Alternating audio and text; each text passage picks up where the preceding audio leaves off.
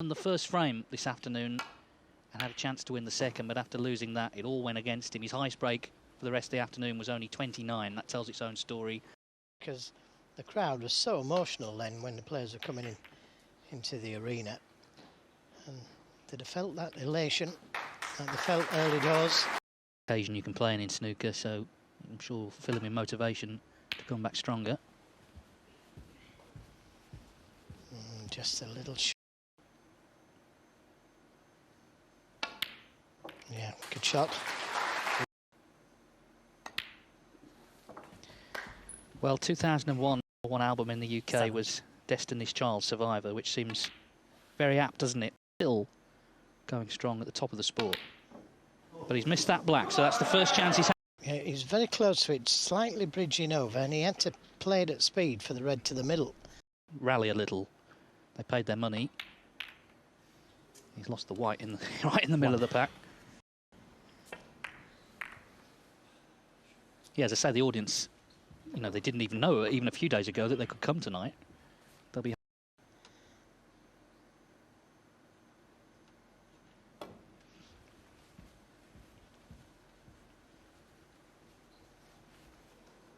Yeah, good.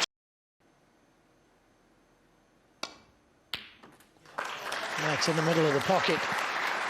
So another chance for O'Sullivan. Well, the only other player who's done it in the World Championship over that length was Joe Davis. 19 years later, he won his 15th and promptly retired.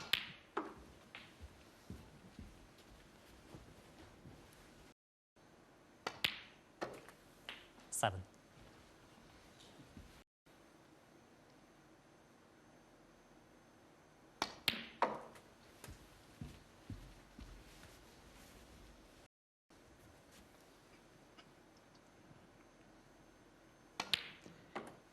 Yes, and what a World Championship 15. It would be to win. The tournament to World Snooker Tour and their partners, a lot of work has gone into not only staging it, but staging it safely. They've accomplished that. And what a tournament. That set the tone for what's been a fascinating tournament, even though the final... A great tournament it's been. Coverage has been fantastic. The players been superb. This man... but won the title. 37.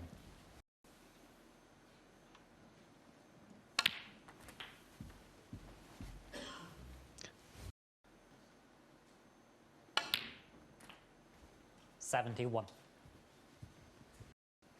He's beaten Kyren Wilson 18-8. What a remarkable achievement. He struggled, of course, in recent years at the Crucible, but he's come good in 2020.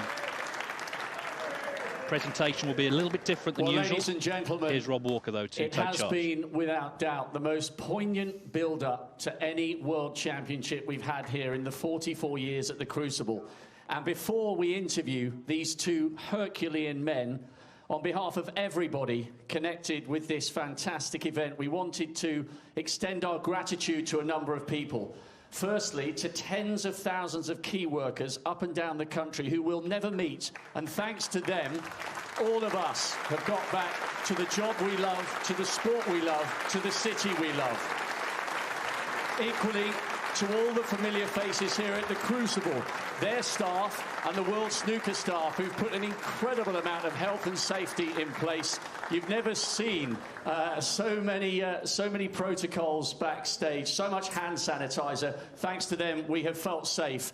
And lastly, thanks not only to these two, but to all 31 professional snooker players who turned up here in Sheffield on day one to bare their souls to the world and entertain us for 17 long days and remind us what a big part of our lives sport is and will continue to be for many years to come.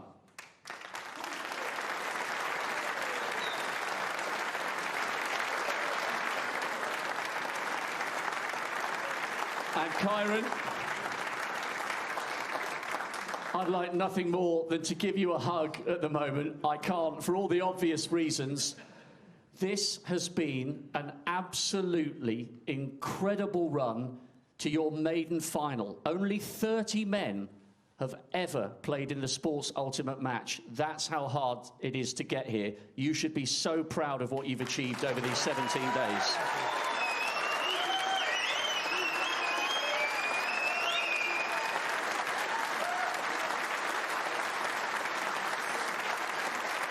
Yeah, it's, you know, I'm 28 years old. I'm not going to beat myself up too much. I'm playing the greatest of all time. For me, it was a dream come true, knowing that I was going to be playing Ronnie in the final.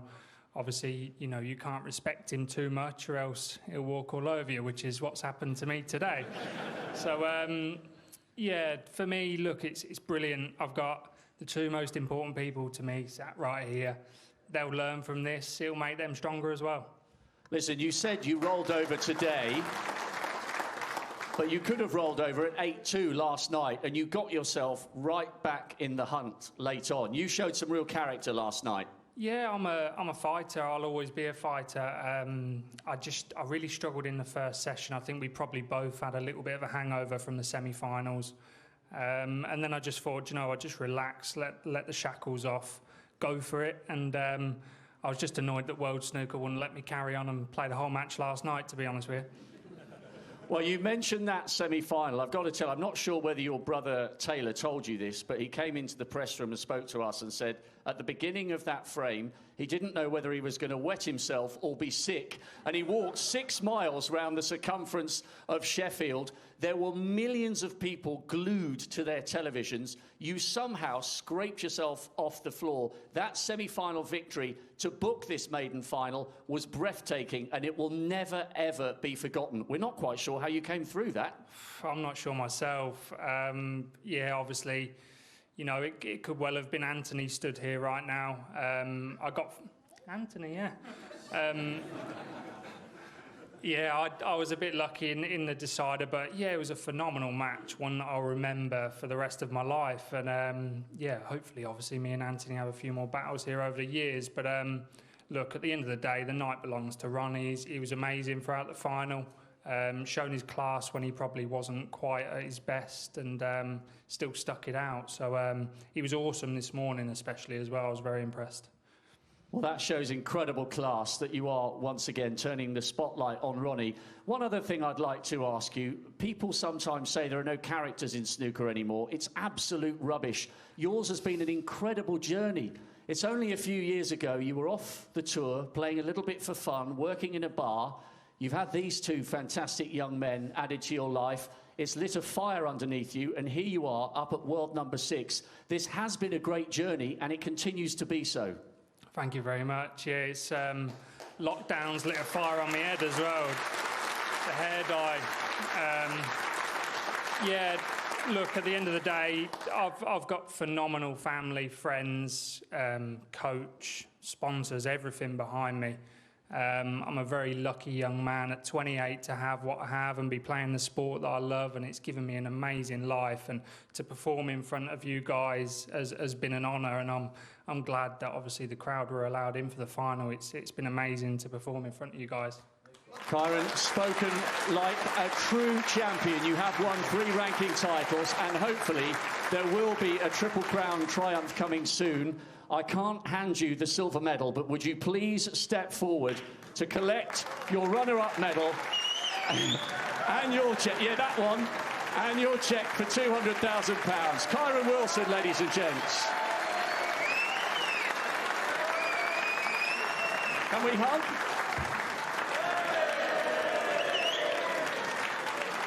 We've both been tested. Ladies and gents, we are in the presence of sporting greatness. History has been made tonight by Ronnie O'Sullivan. Absolutely incredible. Your 6th world title, and now you are tied with Reardon and Davis. Amazing.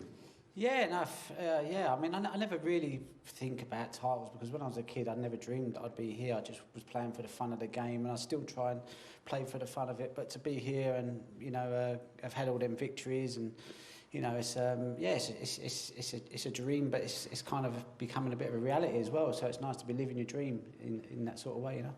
Your last title was 2013. Was there a spell during those years where you thought you might never get your hands on the Silver Lady again? Yeah, you can never say never, but there was a part of me that decided that, you know, I probably didn't play enough, and I still probably don't play enough to justify winning, you know, a tournament of this stature, you know, because it's an endurance test, and if I'm not really an endurance type snooker player, because I don't compete enough. But, you know, the lockdown gave me a chance to play on some decent, you know, because I haven't even got a practice facility, believe it or not. So my friend installed a couple of tables in his office in London. So I was able to play on good tables for a change, which was great. And I come here feeling comfortable with my tools, really. So I had a half a chance. I never expected to win it, though, to be honest with you. Spoken with real modesty for a guy that's lifted it 5 times and now 6.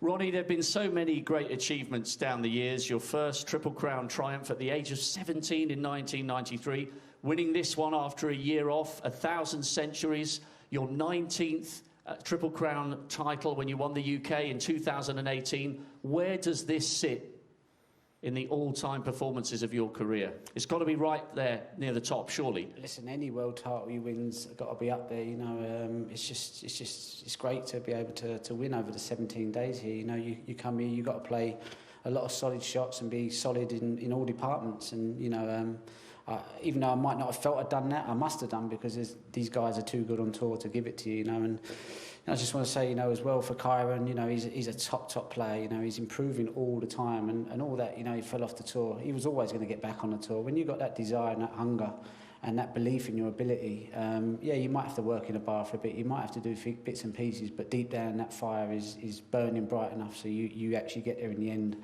And you know, so he's a winner, and he will win this tournament one day. Not to put too much pressure on him, but he is a country mile above everybody else around his age, and he'll be the first to admit that he's always watching the Higginses, the Williamses, and the likes of them players, because he wants to raise that bar as well. So when someone's that student about their sport, you know that they're going to have plenty of good days as well. So his time's definitely going to come. Beautifully said. All the pundits down in our studio in London are saying you are now unequivocally the greatest. 37 ranking titles. No one's won more Triple Crowns. Tying Hendry on 7, is it even a relevance? Are you happy to be with Steve on 6? I'm happy to be on 1. I was happy to get 1 at one stage. You know, 2 was great, and once I hit 4, I went, you know, I can call myself like one of the greats. You know, because all the greats seem to have done it. I look at John Higgins and go, he's a great. You know, so if he's won it 4 times, that's what you've got to do to be a great. Probably put Mark Williams in there just about. Well, he's won 3. Yeah, but I'll put it at 4. So anything above 4, you got, you know, you kind of, you're in that sort of fantastic company, I suppose. But I think, you know, the 30s. The way I look at it is though, like. It's, with the records with Hendry, it's like if I've played more tournaments than him to get there, I think who got there first? I'm not sure, so you'll have to ask someone of the stats. But I'm always, if I've played 1,000 tournaments and he's only made 500 and I'm just about beating his records, then I'd rather have Stephen's CV, do you know what I mean? So you'll have to get your statistic book out for that. But I suppose my thing has been longevity. You know, I go in and out of form, you know, my mind can wander sometimes, but then I just get a little bit of a taste for it and think, come on, let's see if you still got it. And start to, you know, try and have a go again, like I have done this tournament, you know.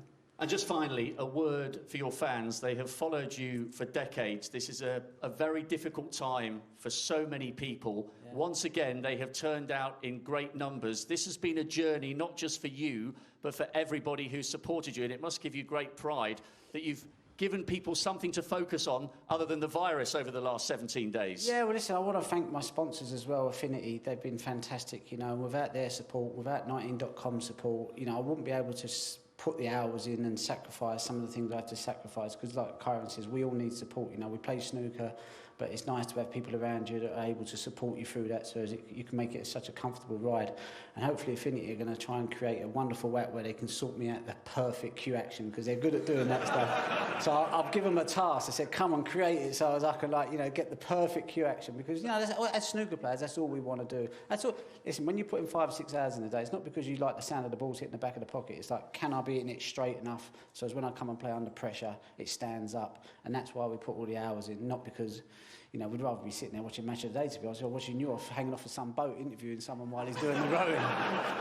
You know? Well, that was a long time ago, as was your first major triumph. 27 years of longevity, ladies and gentlemen.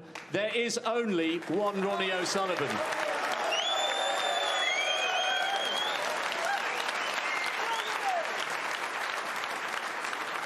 And Ronnie? Greatest snooker player of all time. You know, when we're all old and grey and looking back on our lives, we can say we were there to see him do it. As Joe said, treasure him while you can, and I'm sure he will be back next year to try and level up Stephen Hendry's magnificent 7.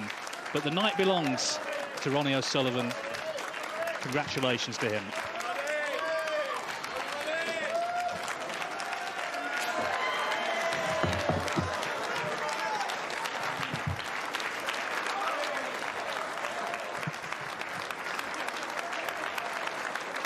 Well, at some stage, we have to all simply give up predicting the career of Ronnie O'Sullivan. It's kind of like the world's greatest roller coaster. You're just better to strap yourself in, try to hang on, and try not to wet yourself. Lightning in a cracked bottle, flawed genius, natural-born snooker legend, take your pick. He's just Ronnie O'Sullivan, Jimmy White. Yeah, he's just, you know, he's just a class act. You know, 27 years since he won his first world title. That's incredible. And he's gone in front now of Stephen Hendry of the most ranking tournaments ever. So he will now be back to try and equal Hendry's record and try and get one better. And then you probably might only play in a few tournaments, but he will be definitely after them records for sure. Yeah, and Jimmy, you know her very well. There's his fiancée. I mean, it's hard enough watching him. Imagine trying to live with him. Yeah, she's pretty calm, actually. She sort of just lets him get on with his game, and you know, he goes and practices and does his stuff. But it's great to see him happy, and you know, he is all the snooker players really like him as well. He is a top fella. It's been so nice to be able to have some fans in at a safe distance. It's been so well marshalled here. And although he can't go up and have pictures taken and sign autographs, he can get close enough as he starts to walk around that table. And it was a case of him clicking at some stage in the final. He did it this afternoon, and the rest is actually history.